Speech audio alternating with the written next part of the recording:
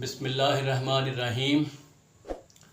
अल्लाहुम्मा सल्लि अला मुहम्मदिन व आलिहि तय्यबीन अत्ताहिरीन अलमासूमीन अलमज़लूमीन। प्यार और मोहब्बत के वज़ाइफ में इससे बड़ा कोई वजीफ़ा नहीं। मैं हूँ सैयद आमिर जाफ़री। ये अमलियात और वज़ाइफ आप तक पहुँचाने के पीछे हमारी बड़ी मेहनत है। जो मवाद हम आप तक पहुँचा रहे हैं ये सारे का सारा बेहद मुजर्रब है। मोतबर कुतब मोतबर ज़राए से सीना बसीना हम तक पहुँचा है, इसलिए आपका हक़ बनता है कि आप हमारी हौसला अफजाई ज़रूर करें। नाज़रीन मोहतरम, नफ़रतों, नाचाकियों, मियाँ बीवी की दूरियों और घरेलू झगड़ों ने अक्सर घरों का सुकून गारत कर रखा है।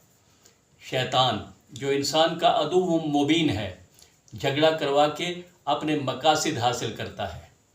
जहाँ लड़ाई झगड़े हों, अव्वल तो वहाँ ज़हनी सुकून गारत हो जाता है, दोम इससे घरों से रिज़्क़ उठ जाता है और वो घर हर तरह की तंगदस्ती का शिकार हो जाता है।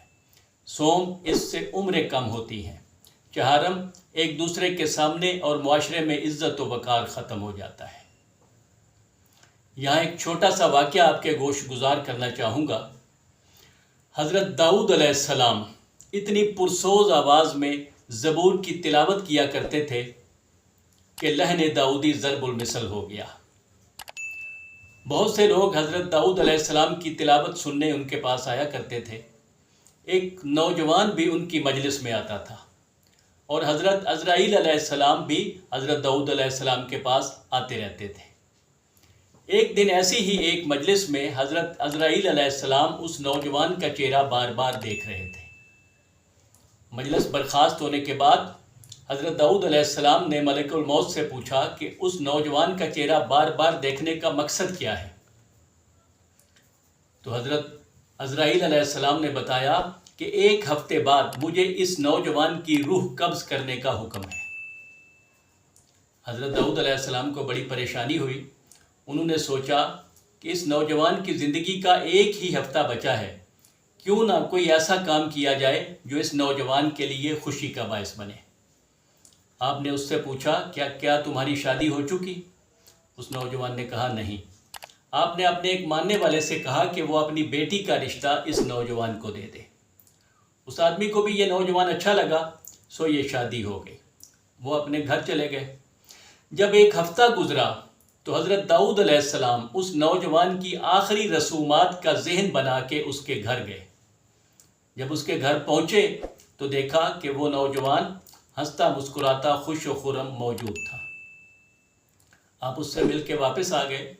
जब हज़रत अज़राइल अलैहिस्सलाम हज़रत दाऊद अलैहिस्सलाम के पास आए तो आपने उनसे पूछा कि इस नौजवान की हतमी मौत के टल जाने की क्या वजह हुई।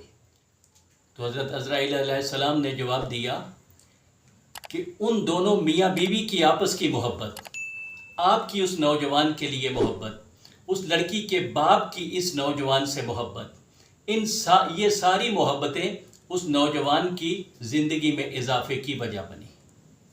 अल्लाह ताला को अपनी रहमत से ये बात बहुत बईद लगी कि सारे इंसान तो एक दूसरे से इतनी मोहब्बत करें और वो ना करें, इसलिए उसने इस नौजवान की ज़िंदगी में इजाफ़ा फरमा दिया। मुअज़्ज़िज़ अहबाब, प्यार और मोहब्बत अगर ज़िंदगी, रिज़्क़ और इज़्ज़त और सुकून में इजाफ़ा करता है तो इसके बरक्स निफाक और लड़ाई झगड़ा इन चीज़ों में कमी कर देता है। इसलिए शैतान के इस वार से बचने के लिए एक तो घर में कसरत से दुरूद पाक और हौकला का विर्द करते रहा करें, और दूसरा ये अमल करें। सूरा अनफाल की आयत नंबर 63 है, वअल्लफ़ा बैना कुलूबिहिम लौ अनफ़क़ता मा फ़िल अर्ज़ि जमीअन मा अल्लफ़ता बैनहुम वलाकिन्नल्लाह अल्लफ़ा बैनहुम इन्नहु अज़ीज़ुन हकीम।